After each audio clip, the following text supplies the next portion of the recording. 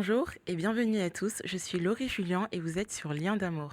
Donc aujourd'hui nous allons parler toujours de la thématique témoignage et cette fois-ci nous sommes dans la suite. Nous avons parlé de mon enfance et cette fois-ci nous allons parler de ma jeunesse. Donc dans ma jeunesse, il y a eu donc le collège, ce moment où il fallait que je m'accepte un petit peu et que j'ai une meilleure estime de moi malgré l'accident. Et puis ensuite, il y a eu le lycée. Donc, arrivé au lycée, donc j'ai eu des amis en tout genre, de bons comme de mauvais, et j'en ai eu une particulière. Cette amie, justement, particulière, je la considérais vraiment comme une sœur. Alors, j'ai eu beaucoup d'amis que j'ai considérés comme des sœurs et que j'aime toujours autant aujourd'hui, mais il y en a une avec qui on parlait vraiment beaucoup. Et donc, à un moment donné, on était donc dans les temps de la fête. Le lycée, c'est quand on découvre les soirées, beaucoup de choses en fait du monde. Et donc, j'ai un peu tout testé pendant les soirées. Donc, ça m'est arrivé de fumer, ça m'est arrivé de boire. J'ai détesté, mais j'ai essayé. Et en fait, une fois, j'étais en soirée, je sortais souvent avec mon frère et ses amis parce que je me sentais en sécurité. En fait, c'était une bande de garçons et je m'entendais super bien avec eux. Donc, on sortait souvent tous ensemble et puis j'avais mes quelques copines d'enfance aussi avec qui on sortait. Et dans une de ces soirées-là, j'ai croisé le copain de mon ami du lycée. Donc comme je vous ai dit, on se parlait très bien, on était vraiment de bonnes copines. Et j'ai croisé ce garçon-là, son copain, dans la soirée. Il a essayé de danser avec moi et moi je savais qui il était, donc je lui ai dit non, c'est hors de question, etc. Et arrivé au lycée, malheur pour lui, moi je ne savais pas, il était aussi dans notre lycée. Et quand il m'a vu, il a eu peur, il s'est dit oh là là, en plus ça parle bien avec ma copine, etc. Donc, au final, pour moi, on était au lycée, on avait quoi 16, 17 ans. Donc, on était assez immature. Pour moi, c'était pas spécifiquement l'homme de sa vie, puisqu'il draguait des filles en soirée. Donc, voilà, pour moi, c'est avec elle que la relation resterait. Donc une fois, après le lycée, on était en train de discuter et je lui ai dit, écoute, je te considère vraiment comme une amie et j'aimerais vraiment qu'on ait, voilà, une belle relation d'amitié assez longtemps. Donc je préfère être honnête avec toi. Et en fait, bah, ton copain, je l'ai vu en soirée et il essaie de danser avec des filles et il a aussi essayé de danser avec moi. Et je lui ai dit, mais par contre, s'il te plaît, tu lui dis pas. Parce qu'en fait, c'était, entre guillemets, un gars assez costaud, assez rustre en fait. Mon lycée était dans un quartier, donc c'était un gars, si tu dis quoi que ce soit, il sera vraiment pas content. Et donc je lui dis, s'il te plaît, tu lui dis rien, mais je préférais être honnête avec toi parce que t'es mon ami et je préfère qu'on ait une amitié sincère. Et en fait, à l'instant où je lui ai dit, elle l'a appelé, il lui a dit qui t'a dit, et elle a dit Laurie. Et donc là, je me suis dit, ah, la relation était que dans un sens. Et donc, le temps passe, et peut-être une semaine après, elle me dit tiens, viens, on va en ville, etc. Le lycée, en fait, il y avait un tram qui passait à côté, et donc, de notre lycée, on pouvait aller au centre-ville. Donc, je lui dis bah ouais, pourquoi pas, on va aller se balader, etc. Et arrivée à la moitié du trajet, elle me dit oh, viens, on retourne sur nos pas. Donc, je dis bah pourquoi. Elle me dit bah on a des trucs à réviser, viens, on repart au foyer. C'est comme ça que ça s'appelait le lieu où on pouvait se poser et peut-être faire les devoirs ou discuter ou faire du baby. Et donc on repart sur notre chemin. Et en repartant sur notre chemin, elle me dit oh, il y a un tel, donc son copain, qui veut absolument te parler, etc. Viens, on descend au prochain arrêt. Et je lui dis mais non, moi je veux pas, attends, il va m'agresser et tout. Moi je voulais juste être honnête avec toi, toi tu lui as dit directement tout ça. Elle me dit non, non, mais t'inquiète, il est pas si méchant, il va pas t'agresser, tout va bien se passer. La naïveté oblige, je suis descendue avec elle. Et quand je suis descendue avec elle, ils m'ont dit viens, on va dans ce coin-là et tout. Attends, là il y a trop de bruit, on s'entend pas. Donc on va dans une rue. Naïveté oblige, on va dans la rue. Et lorsqu'on va dans la rue, il commence à m'agresser. Il prend ma veste, il prend mes tresses, il me met par terre, il me tape, etc., etc. Et à un moment donné, je suis tellement paniquée, je me dis mais qu'est-ce qui m'arrive? Est-ce que j'ai fait vraiment quelque chose de mal? Donc j'appelle ma mère et je me souviens encore que je lui disais mais maman, maman, maman, aide-moi, aide-moi, etc. Et elle hurlait au téléphone encore une fois par rapport au témoignage d'avant. Et elle me dit mais qu'est-ce qu'il y a Laurie, qu'est-ce qu'il y a? Et j'ai dit, il me regardait en mode est-ce qu'elle va le dire? Et j'ai dit Non, rien. Et j'ai raccroché. Et après, il a arrêté quand même de me taper. Et il a dit, c'est pas moi que tu as vu, c'est quelqu'un qui me ressemble, on est beaucoup ici, etc. J'ai dit, ok, pas de souci. Donc je suis retournée chez moi, j'étais un peu traumatisée sur les bords. Et je me suis dit, mais quelle trahison. J'ai cru que nous étions des amis, j'ai cru que je pouvais être sincère et honnête, et ça s'est retourné contre moi. Une autre chose qui a été assez difficile dans ma jeunesse, c'est que après le lycée, je suis allée à la fac. Et lorsque je suis allée à la fac, entre-temps, j'ai commencé un peu le mannequinat et j'avais fait quelques photos avec un ami qui commençait dans la photographie et moi, je commençais en tant que modèle photo. Donc, c'était top. On a pu échanger un peu nos côtés débutants. Et donc, ces photos-là, il les a postées sur sa page Facebook. À l'époque, ça commençait tout juste, donc c'était très bien. Il les a postées sur sa page Facebook. Et de là, quelqu'un m'a contacté sur sa page Facebook. C'était un garçon plutôt mignon. Et à l'époque, sur Facebook, on se parlait normalement. C'était vraiment un réseau social sympa et aussi de rencontres. On pouvait avoir des amis. Enfin voilà, Facebook, à ce moment-là, c'était encore assez safe. Il n'y avait pas trop de soucis. Safe. On va en parler des réseaux sociaux, bientôt dans une autre thématique. Enfin, nous revenons à nos moutons. Donc, donc il m'a contacté à partir de la page Facebook. Et là, a commencé une conversation, on a bien discuté. On s'est même vu, on est allé au McDo, on a fait un ciné, franchement super. Aussi bien que ce que je pensais. Moi, j'étais très bien par rapport à ce qu'il pensait, etc. Donc, sommes devenus de très bons amis. Et puis, petit à petit, l'attirance s'est faite. J'avais à peu près 19-20 ans. Donc, on était quand même des jeunes. Et c'était important pour moi quand même de pas être avec n'importe qui. Quand je parlais avec quelqu'un ou un garçon, que ce soit vraiment clair que voilà, on est amis jusqu'au jour où peut-être il y a des sentiments. Et s'il y a des sentiments, un jour, ce sera le mariage et rien d'autre. Je voulais vraiment attendre de me marier. Et donc, cette personne-là était au courant et en avançant dans le temps, donc on s'est bien entendu, etc. On était même proches.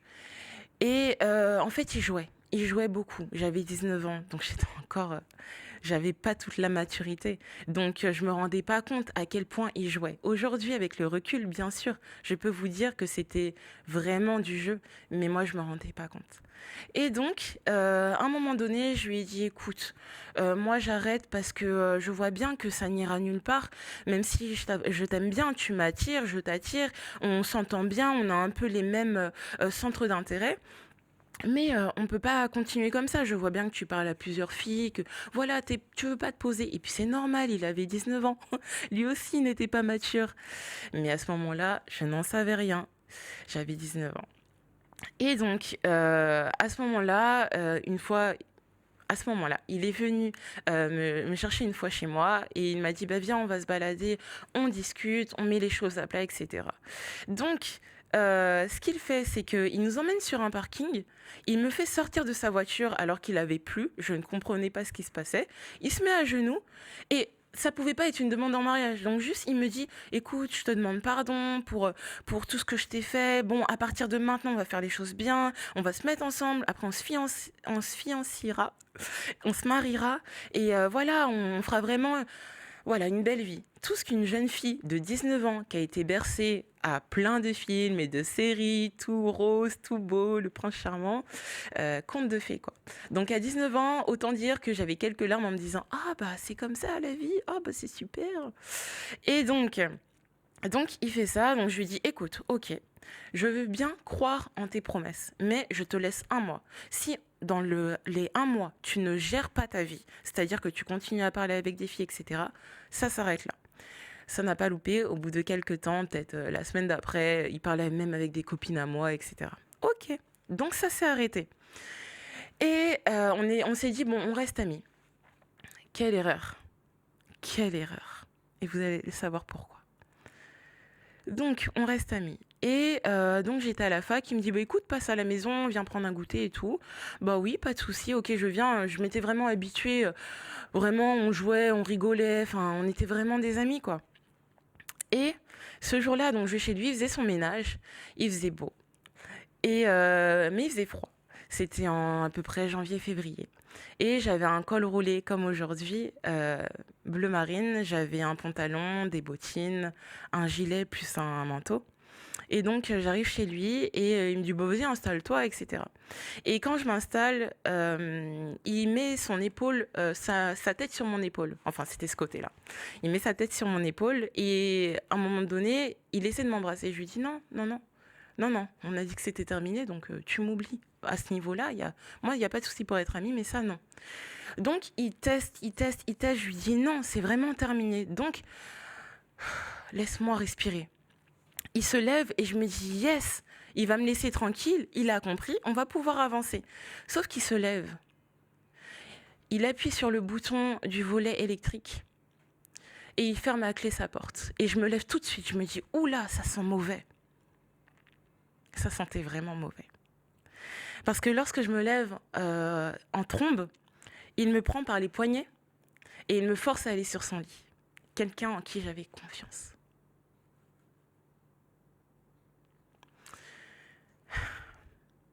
Bref, je vais pas aller plus loin, mais il me crie dessus, il me dit Laurie, retire ta main, parce qu'en fait, je cachais ma bringuette. Je me doutais que ça allait être bizarre. Je cache ma bringuette, il me hurle dessus, Laurie, arrête, je vais m'énerver, etc. Donc il fait ce qu'il a à faire. Et à la fin, il se lève, il réouvre ses volets, il réouvre sa porte. Et tout va bien, qui finit bien. Il prend ses gâteaux, il prend ses gâteaux dans son bol de lait et il me dit, mais de toute façon, tu le voulais. Alors que je lui avais dit non. Parce que je ne l'ai pas dit, parce que c'est quand même difficile, même si j'ai été guérie, le Seigneur m'a consolée, m'a restaurée, c'est quand même difficile. Et donc, au moment justement où il me criait dessus, je disais non. Je le disais fermement, fortement. C'est non. Et donc, après ça, je suis partie. Je n'ai plus jamais revu cette personne. Je ne lui ai plus jamais parlé. Jusqu'à ce que il essayait de me contacter, etc. Mais c'était mort. Donc j'ai arrêté totalement. Et pendant la période qui a suivi, j'ai dit Seigneur, la roue va tourner. Moi, je ne ferai rien, mais la roue va tourner. C'est pas possible. C'est pas possible qu'on puisse traiter quelqu'un comme ça, qu'on puisse prendre quelqu'un comme un objet de cette manière. Ce n'est pas possible. Seigneur, la roue va tourner. Et donc j'avais décidé de complètement remettre ma vie entre les mains de Dieu. Vous aurez aussi mon témoignage sur ma conversion, donc tout ça je vous raconterai. Mais j'avais décidé de tout remettre entre les mains de Dieu. Et du coup, j'allais de conférence en conférence, pardon. J'allais de conférence en conférence. Je cherchais vraiment la présence de Dieu et la restauration et la consolation de Dieu. Parce que sinon, j'avais aucune branche auquel m'attraper. Je me noyais. Ma bouée, c'était Dieu. Ma force, c'était Dieu. Si j'étais encore debout, c'était Dieu. Mon estime était déjà difficile depuis mon accident. Et après ça, j'ai réussi à reprendre un peu d'estime de moi au lycée, car mon visage avait été à peu près guéri. C'était vraiment le sourire, mais bon, j'arrivais à le cacher. Mais ça avait détruit l'intérieur. L'accident, c'était l'extérieur. Mais cet acte qu'il a posé sur ma vie, dans ma vie, sur mon corps, ça, c'était terrible. Et donc, je me suis totalement confiée en Dieu. Lorsque je me suis confiée en Dieu et que j'allais de conférence en conférence, une fois, je me souviens, je marchais dans la rue et j'allais justement à la conférence dans une autre ville, pas à Nantes du coup, là où j'ai grandi, mais dans une autre à côté. Et on m'appelle en inconnu. Alors je ne répondais plus, surtout dans ces moments-là. Mais cette fois-ci, je ne sais pas pourquoi j'ai répondu. Et là, j'entends « Allô, madame, mon nom de famille de jeune fille. Oui, c'est la gendarmerie de Nantes. Voilà, on a arrêté monsieur Untel. Il a déjà 2 plaintes contre lui et vous êtes une des personnes qu'il a essayé de plus contacter ces derniers temps. Donc, on a ouvert une enquête. On aimerait vous entendre, savoir comment vous l'avez connu, ce qui s'est passé et pourquoi vous avez arrêté de lui parler. Et je lui ai dit, ça tombe bien, j'ai plein de choses à vous dire. La roue avait tourné. Donc, je suis allée à la gendarmerie de Nantes. Ils m'ont convaincue de porter plainte parce que sur le coup, je voulais pas. Parce que mes parents n'étaient pas au courant. Quand on est victime de ce genre de choses, on a honte. La honte ne doit pas être dans notre camp. Pourtant, on a honte. Et je vous l'ai dit, j'avais un col roulé. Mais même si j'avais un décolleté, ça n'aurait pas excusé cet acte qui venait de cette personne ou d'une autre personne. mais malgré tout, pour dire que vraiment, j'avais pas cherché, mais je me sentais quand même victime. Et donc, voilà, donc mes parents n'étaient pas au courant et le gendarme me dit, bah voilà, si vous voulez pas que ça arrive à d'autres femmes, etc. Et quand il a dit ça, ça m'a donné de la force et je me suis dit, ok. Donc, j'ai porté plainte. Et la roue a tourné. Donc là, on va méditer juste 2 versets. Donc, Matthieu 6, 14. Je répète, Matthieu 6, 14. Si vous pardonnez aux hommes leurs offenses, votre Père céleste vous pardonnera aussi. C'est dur. C'est dur. Si vous pardonnez aux hommes leurs offenses, j'ai été offensé dans le plus profond de mon âme. Votre Père céleste vous pardonnera aussi. Je vais vous dire une chose, un beau secret. Le Seigneur m'a permis de libérer le pardon. Le Seigneur m'a permis de libérer le pardon. Donc je sais que même le Seigneur m'a pardonné et qu'en plus, j'ai la liberté d'avancer puisque je ne suis plus dans cette cage. Puisque je ne suis plus dans cette cage de non-pardon qui aurait pu me garder dans l'amertume, me garder en fait dans des liens. Non, j'en suis sortie parce que le Seigneur a dit si vous pardonnez aux hommes leurs offenses, le Père Céleste vous pardonnera aussi. Ainsi, la liberté vient également. Et donc, je prie aussi pour les personnes qui ont été offensées, agressées, violées. Que ce soit par un membre de la famille, par quelqu'un de proche, un ami, une relation, par toutes choses en fait qui peuvent arriver au travail, parce que ça arrive. On va prier pour vous. Je vais prier pour vous. On va prendre d'abord un autre verset, c'est 2 Chroniques 7, verset 14. Je répète, 2 Chroniques 7, verset 14. Si mon peuple, sur qui est invoqué mon nom, s'humilie, prie et cherche ma face, et s'il se détourne de ses mauvaises voies, je l'exaucerai des cieux, je lui pardonnerai son péché et je guérirai son pays. C'est merveilleux, c'est une promesse de l'Éternel. Si tu cherches le Seigneur, si tu vas plus loin dans ta relation, si lorsque tu es meurtri, tu dis Seigneur, je suis meurtri, mais toi tu peux me guérir, toi tu peux me restaurer, toi tu peux me consoler.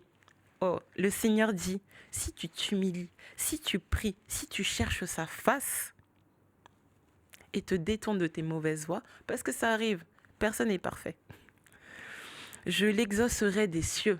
L'Éternel qui est dans les cieux exaucera si tu t'humilies, tu pries et tu cherches sa face.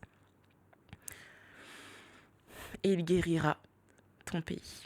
Donc il guérira en fait ton cœur, il guérira ton âme, il guérira même ton corps. Tout va ensemble. Il guérira ton mental, il guérira voilà, tout le côté psychique aussi qui a été déversé à cause de tous ces traumatismes, à cause de tous ces traumatismes. Ce sont des traumatismes, il faut mettre un mot dessus, mais nous allons prier pour ça. Alors, encore une fois, j'ai eu de bons moments dans ma jeunesse, mais là, on parle des moments vraiment difficiles parce que des personnes ont vécu et sont en train de vivre ou sont en tout cas dans cette bulle, cette sphère encore nocive des traumatismes. Donc on va prier pour ça. Père éternel, je te remercie. Je te remercie pour toutes les personnes qui visionnent cette vidéo en ce moment même. Merci Seigneur parce que tu leur permets Seigneur de pouvoir déverser quelque chose à tes pieds. Seigneur, tu as dit que nos fardeaux qui sont lourds, Seigneur, on peut les déposer à tes pieds et les échanger contre ton fardeau qui est léger. Ô Seigneur, je prie pour chaque personne qui entend cette prière, Seigneur, vraiment que ton fardeau qui est léger puisse être notre fardeau, Seigneur. Nous ne le sentons pas, c'est léger comme une plume. Et que nous puissions te déposer nos traumatismes. Que nous puissions te déposer, Seigneur, toutes les choses terribles qui ont pu nous arriver dans nos vies, Seigneur. Que ce soit des trahisons, que ce soit par rapport à des viols, que ce soit, Seigneur, par rapport à des péchés qu'on a pu commettre, de la débauche ou quoi que ce soit. Seigneur, je prie afin que tu viennes consoler, que tu viennes restaurer, que tu viennes guérir les cœurs. Seigneur, vraiment, au nom puissant de Jésus, je brise tout lien tout lien vraiment avec vraiment ces choses du passé qui ont fait tant de mal, Seigneur, aux personnes qui regardent cette vidéo aujourd'hui. Vraiment que tout ce qui est du passé puisse vraiment faire partie du passé, Seigneur. Tu as dit que quand tu pardonnes, Seigneur, tu oublies. Alors, Seigneur, que nous puissions vraiment avancer là où toi tu veux que nous allions et que ce passé ne puisse pas nous ralentir, Seigneur. Mais au contraire, que ça puisse être des témoignages forts pour que pour que nous devenions des témoignages vivants de qui tu es, de ta gloire, de ta restauration, de ta consolation dans les vies. Seigneur, tu as fait de moi un témoignage vivant. Tu m'as consolé, tu m'as restauré. Aujourd'hui, je suis mariée, j'ai un enfant. J'ai repris confiance en toi et en mon mari aussi, en l'homme, Seigneur. J'ai pardonné. Et je prie vraiment pour que le pardon se déverse dans le cœur des personnes qui entendent aujourd'hui, Seigneur, cette prière. Sois élevé, mon Dieu, parce que si on t'élève sur le trône de nos cœurs, tu règnes. Et là où tu règnes, il y a la paix, il y a l'équilibre. Sois élevé au nom puissant de Jésus. Amen. Je vous remercie d'avoir visionné cette vidéo. Vous étiez sur Lien d'amour. Cette vidéo, c'était la jeunesse. Et la prochaine, ce sera sur ma conversion. À bientôt.